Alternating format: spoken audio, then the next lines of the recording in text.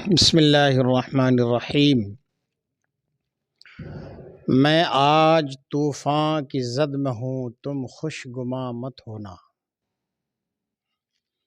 میں آج طوفان کی زد میں ہوں، تم خوش گماں مت ہونا۔ چراغ سب کے بجھیں گے، ہوا یہ کسی کی نہیں۔ آج فلسطین جل رہا ہے، نبیوں کا مسکن، نبیوں کی ولادت گاہ، ارض مقدس مسجد اقصی کے ارد گرد دھواں دھواں اٹھتا ہوا دکھائی دے رہا ہے۔ بچے شہید ہو رہے ہیں، ایک ایک بوند پانی کے لیے ترس رہے ہیں۔ بھوک کی تاب نہ لا کر چھوٹے چھوٹے بچے جنگلوں میں جا کر گھاس کھانے کو مجبور ہیں،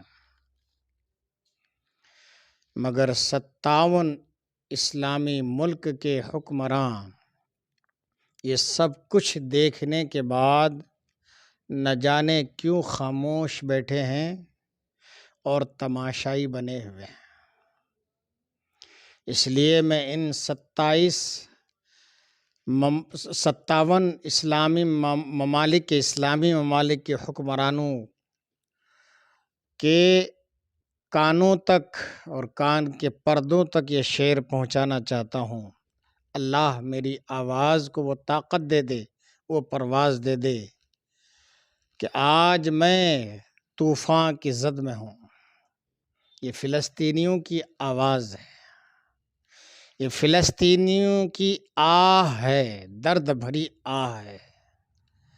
فلسطین کے چھوٹے چھوٹے معصوم، بے گناہ بے قصور شہید ہونے والے بچے اور وہاں کی آبادیوں کی ایک درد بھری آہ ہے، آواز ہے، صدا ہے کہ میں آج طوفان کی زد میں ہوں، تم خوش گماں مت ہونا۔ چراغ سب کے بجھیں گے، ہوا یہ کسی کی نہیں۔ جن کو آج تم اپنا آقا سمجھ رہے ہو، جن کو آج تم اپنا محسن سمجھ رہے ہو،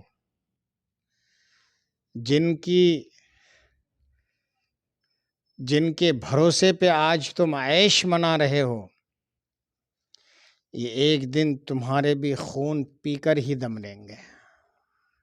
سب کی باری آئے گی اور پھر ایسے ذلیل و خوار ہو کر مرو گے کہ تاریخ میں تمہارا نام لکھا جائے گا، تاریخ میں تمہاری ذلت و خواری بھی لکھی جائے گی۔ یاد رکھنا، مجھے ایک واقعہ اسی طرح کا ملتا ہے کہ ایک کسان تھا جس نے کافی دنوں سے ایک مرغا پال رکھا تھا۔ اس کو ایک دن یہ شوق پیدا ہوا کہ اب میں اس کو کاٹ کھاؤں گا، تو اس کو تو کھانا تھا، اس کو کاٹ کر ذبح کر کھانا تھا، ذبح کر کے، لیکن اس کے لیے کوئی بہانہ چاہیے تھا، کوئی حیلہ چاہیے تھا۔ تو اس نے ایک دن مرغے کو بلا کر یہ کہا کہ دیکھ مرغا، اب تک تو میں نے سب کچھ برداشت کر لیا، لیکن اب مجھ سے برداشت نہیں ہوتا۔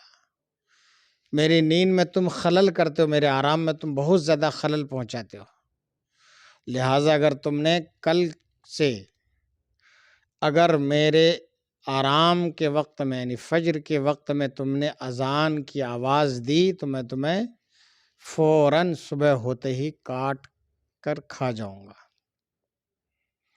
مرغا بیچارہ دہشت میں آ گیا، خوف لاحق ہوا، اس نے دوسرے دن اذان دینا بند کر دیا، لیکن چونکہ عادت میں شامل تھی یہ چیز، تو اس نے جب دوسری صبح ہوئی تو اس نے آواز تو اذان کی نہ نکالی، چلایا نہیں، چیخا نہیں، لیکن عادت سے مجبور تھا وہ، تو اس نے اپنے پروں کو پھڑپھڑایا اور گردن اوپر کی، وہی اذان دینے کی خاطر۔ لیکن اس کو یاد آ گیا کہ اگر میں نے اذان دے دی تو آج میرا مالک مجھے کاٹ کھا جائے گا۔ بہرحال اس نے صرف اتنا ہی کیا، اتنے پر بس کیا۔ مالک کو تو بہانا چاہیے تھا۔ اس نے کہا کہ دیکھ، مجھے یہ بھی برداشت نہیں، یہ جو تو پر پھڑپھڑا رہا ہے مجھے یہ بھی برداشت نہیں ہے، کل کے بعد یہ بھی نہیں ہونا چاہیے۔ بیچارہ اور دہشت میں آیا۔ جب پھر صبح ہوئی تو چونکہ عادت میں شامل تھی، اس نے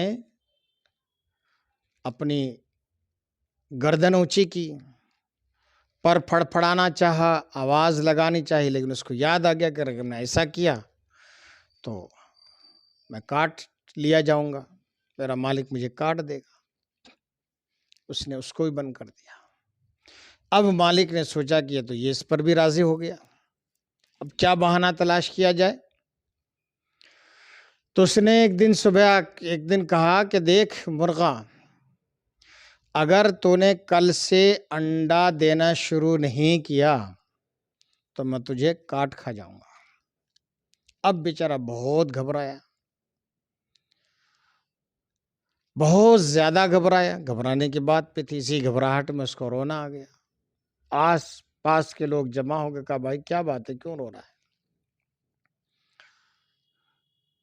تو اس نے کہا کہ ایسی سی بات ہے۔ تو لوگوں نے کہا بھائی تیرا مالک ہے، وہ جو چاہے وہ کرے، اس کا تو ارادہ یہی تھا کاٹ کھانے کا۔ تو اس نے کہا کہ مجھے اس بات سے رونا نہیں آ رہا ہے کہ یہ مجھے کاٹ کھا جائے گا، مجھے رونا اس بات پر آ رہا ہے کہ اگر مجھے اسی دن یہ بتا دیتا کہ میں تجھے کاٹ کر کھاؤں گا ہی تو میں اذان کے نام پر ہی کٹ جاتا، یہ آج یہ انڈے کے نام پر میں کیوں کٹتا؟ یعنی جس دن مجھے اذان دینے پر پابندی لگائی تھی، اگر مجھے اسی دن یہ بتا دیتا کہ چاہے کچھ بھی کر لو میں تمہیں کاٹ کھاؤں گا، تو میں اذان پہ ہی کٹ جاتا، تو میرا سر فخر سے بلند ہو جاتا کہ اذان پر مر مٹنے والا کہلاتا۔ آج میں مر بھی رہا ہوں لیکن میرا نام بزدلوں میں شمار ہوگا، میری موت ذلت اور خواری میں ہو رہی ہے۔ اے 57 ممالک کے حکمرانوں، یہی حشر تمہارا بھی ہوگا۔ چراغ سب کے بجھیں گے، ہوا یہ کسی کی نہیں۔ تمہاری بھی سلطنت کے چراغ بجھیں گے، تمہارے عیش و عشرت کا بھی اڈا اجاڑ دیا جائے گا۔ یہ جو تم نے غریبوں کا خون چوس چوس کر بڑے بڑے محل اور بنگلے تیار کر رکھے ہیں، ہر طرح کا عیش و آرام تم نے جو تیار کر رکھا ہے اپنے لاڈلوں کے لیے، یہ تمہارے سب اجاڑ دیے جائیں گے۔ ذلت اور خواری کی موت مارے جاؤ گے، پھانسی کے پھندے پہ تمہیں لٹکایا جائے گا۔ یہی تمہارے آقا جن کے اوپر تم نے آنکھیں بند کر کے بھروسہ کر رکھا ہے، یہ تمہیں ذلت کی موت دیں گے، ذلیل و خوار ہو کر ایک دن مرو گے۔ تو آج ہی سے کیوں نہ کرتے، کیوں نہ ایسا تم نے ارادہ کیا کہ تم آج اگر تمہیں مرنا ہی تھا، اور مرنا تو ہے ہی، تو مسجد اقصی کی حفاظت کے نام پر مرتے۔ ارض فلسطین جو نبیوں کی ولادت گاہ ہے، نبیوں کا مسکن ہے، جہاں نبیوں نے مدتوں وقت گزارا ہے، اس مقدس سرزمین کی حفاظت کے نام پر تم مرتے تو تم یہاں بھی سر بلند ہوتے، اور وہاں آخرت میں بھی تمہارا سر بلند ہوتا۔ یہاں بھی تم غازی کہلاتے یا شہید ہو جاتے تو تمہارا نام تاریخوں میں یہاں بھی لکھا جاتا، اور رب کے ہاں بھی تمہیں اجر و اکرام سے نوازا جاتا۔ کاٹے تو جاؤ گے تم ایک دن، مارے تو جاؤ گے ایک دن، لیکن آج اگر مرتے تو ان شہیدوں کے ساتھ تمہارا شمار ہوتا۔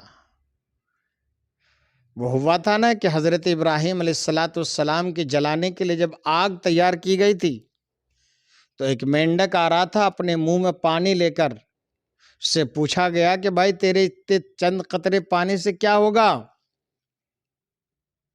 تو اس نے ایک جواب دیا تھا کہ میں مانتا ہوں، مجھے معلوم ہے، مجھے اپنی حقیقت، اپنی بساط، کہ میرے ان چند قطرے پانی سے کچھ نہ ہونے والا ہے، یہ اتنی بڑی آگ بجھنے والی نہیں ہے، لیکن جب لکھا جائے گا تو ان وفاداروں میں، ایک پیغمبر کے وفاداروں میں میرا بھی نام لکھا جائے گا کہ حضرت ابراہیم علیہ السلام اللہ کے مقدس نبی اور پیغمبر کو جلانے کے لیے دشمنوں نے جو آگ لگائی تھی، اس آگ کو بجھانے کے لیے نبی کے وفاداروں نے کوشش کی تھی، ان وفاداروں میں میرا بھی نام لکھا جائے گا۔ تو مسجد اقصیٰ کی حفاظت کے لیے جو آج نہتے مسلمان، غریب مسلمان، کمزور مسلمان، فلسطینی مسلمان لڑ رہے ہیں، وہ شہید ہو رہے ہیں، جب یہ کل سرخ روح ہو کر فخر سے سر اونچا کر کے میدان محشر میں اٹھیں گے، تو اگر آج تم ان کا ساتھ دیتے تو کل تم بھی فخر کے ساتھ وہاں ان کے ساتھ اٹھتے۔ یہ تو بیچارے شہید ہو رہے ہیں، موت تو ان کو آ رہی ہے، ان کی موت تو ہزاروں موت ہیں قربان، یہ شہید ہو رہے ہیں، ان کی موت شہادت کی موت ہے، ان کی موت رائے گاہ نہیں جائے گی، ان کا فنا دنیا سے فنا ہونا بیکار نہیں جائے گا، ان کا بھوکا پیاسا رہنا بیکار نہیں جائے گا، لیکن تم ذلیل و خوار ہو کر مرو گے ان دنیاوی آقاؤں کے ہاتھوں، تمہیں یہاں بھی ذلت نصیب ہوگی اور وہاں بھی ذلت نصیب ہوگی۔ رب کے حضور کیا منہ دکھاؤ گے؟ رب کے پیغمبر، اپنے پیغمبر کے حضور کیا منہ دکھاؤ گے میدان محشر میں؟ کیا کون سا چہرہ لے کر جانا چاہتے ہو؟ اس لیے آج بھی وقت ہے، آج بھی غفلت کی نیند سے بیدار ہو جاؤ، ان جھوٹے آقاؤں کی تقلید کرنا چھوڑ دو، ان مکاروں، عیاروں، عیاشوں کی تقلید کرنا چھوڑ دو، تمہاری دنیا بھی سنور جائے گی، آخرت بھی سنور جائے گی۔ آج بھی فلسطین کے لیے آواز بلند کرنا شروع کر دو، ان کی حمایت کرنا شروع کر دو، مسجد اقصیٰ کی حفاظت کے لیے آواز اٹھاؤ، ورنہ ذلیل و خوار ہو کر تمہیں مرنا ہی پڑے گا۔ ارض فلسطین کے لیے تمہاری یہ صدا تمہاری موت تک یہ جاری رہے گی۔ میں آج طوفان کی زد میں ہوں، آج فلسطین تم سے، تمہارے ذہنوں کو، تمہارے کانوں میں جو غفلت کے پردے پڑے ہوئے ہیں، عیاشی کے پردے پڑے ہوئے ہیں، ان پردوں کو چاک کر کے جھنجھوڑ کر تمہیں فلسطین کہہ رہا ہے، میں آج طوفان کی زد میں ہوں، تم خوش گماں مت ہونا، چراغ سب کے بجھیں گے، ہوا یہ کسی کے نہیں۔